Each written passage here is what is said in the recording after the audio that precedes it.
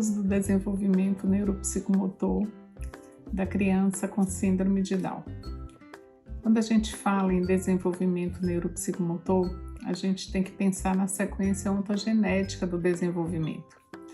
E a gente precisa conhecer o desenvolvimento típico de uma criança que não tem hipotonia nem frouxidão ligamentar e compará-la, com o indivíduo com síndrome de Down, que apresenta hipotonia, frouxidão ligamentar, tem uma dificuldade no equilíbrio, na coordenação.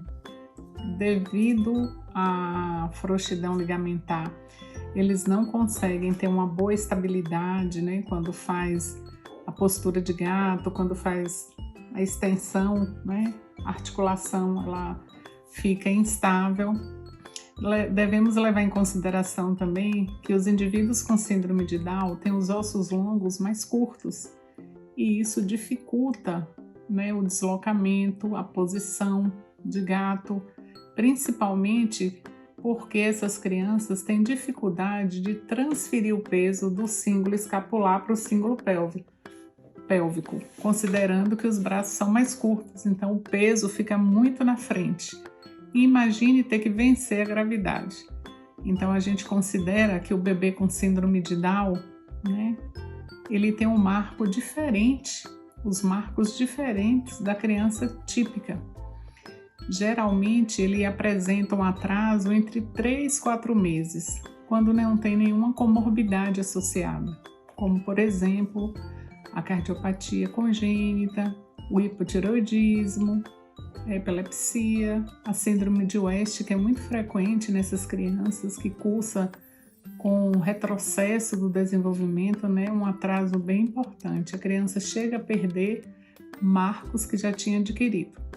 Então, tudo que eu vou falar, eu gosto muito de me basear nesse livro do Dr. Zan, que é uma pessoa super experiente, um dos maiores estudiosos do nosso país, sobre a síndrome de Down, a trissomia do cromossomo 21. Então, eu vou falar um pouquinho dos marcos de uma criança típica, deixar bem claro aqui que cada criança tem seu tempo, desde que seja no intervalo aceitável para cada marco. E o primeiro marco a ser conquistado é a extensão da cabeça, quando a criança adquire controle cervical. Uma criança neurotípica adquire até os 3 meses. A criança com síndrome de Down, ela pode retardar aí esse marco até os 5, 6 meses. Vai depender do grau de hipotonia e de frouxidão ligamentar. Em sequência, vem o rolar. Esse rolamento, ele se dá numa criança típica entre 4, 4,5. Na criança com síndrome de Down, ela vai atingir o rolar por volta dos 6 meses, 7. Varia de acordo com as características neurobiológicas da criança. Depois vem o sentar. O sentar, ele é mais difícil, porque não é colocar a criança sentada. A gente considera sentar a criança que tem autonomia de passar de deitado para sentado. E muitas vezes a criança com síndrome de Down, por conta da hipotonia e da frouxidão ligamentar, ela traz as pernas e vem escalando no chão. Então, a forma correta é a criança de decúbito dorsal fazer a transferência de peso, apoiar o braço, lembrando que o braço é curtinho, então é difícil a criança fazer essa alavanca. Então, o sentar, em geral, acontece por volta do 8º, 9º mês. E o engatinhar, eu diria que é a fase mais difícil, o marco mais difícil a ser conquistado. Por quê? Porque a criança tem que se colocar na postura de gato e depois ela tem que fazer um movimento numa diagonal. Ela leva o braço, por exemplo, o braço esquerdo, a perna direita e vice-versa, vai trocando. É importante dizer que a criança se atrapalha completamente nesse momento. Por quê? Porque ela aprendeu que ela precisa fazer extensão da cabeça, extensão da coluna, e aí ela estende bonitinho os braços, mas ela não consegue fletir o quadril e o joelho. Então, nessa fase, a criança faz uma extensão muito forte dos membros inferiores, devido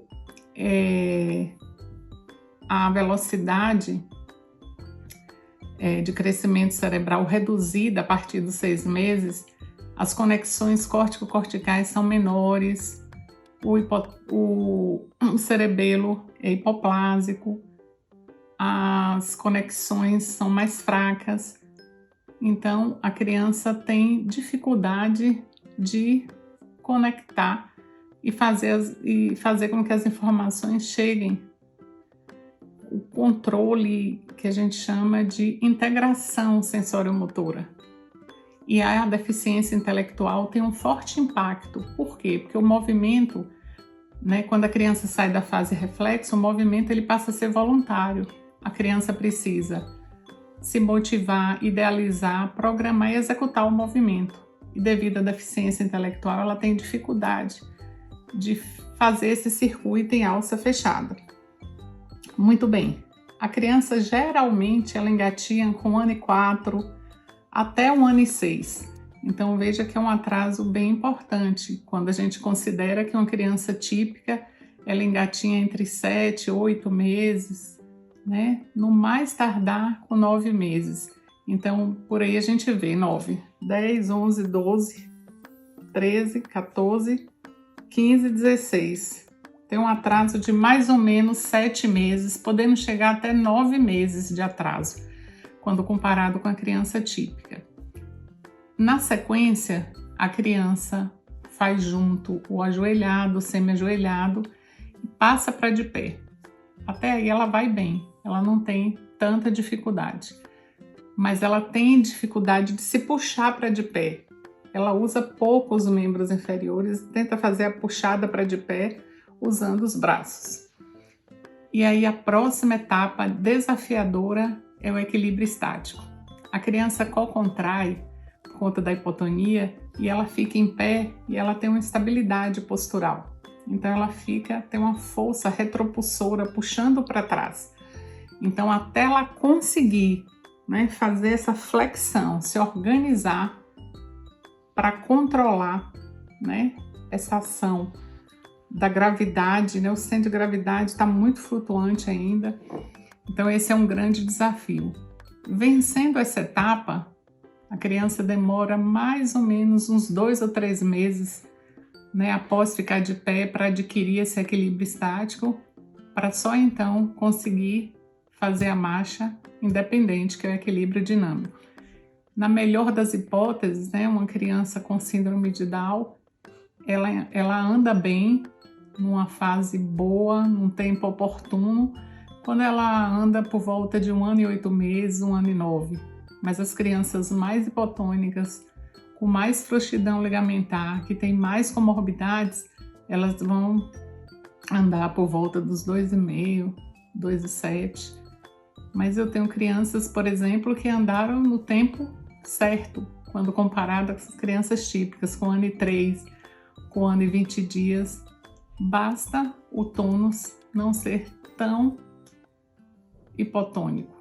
A criança consegue, com estímulo e oportunidade, muitas vezes se aproximar do desenvolvimento neurotípico.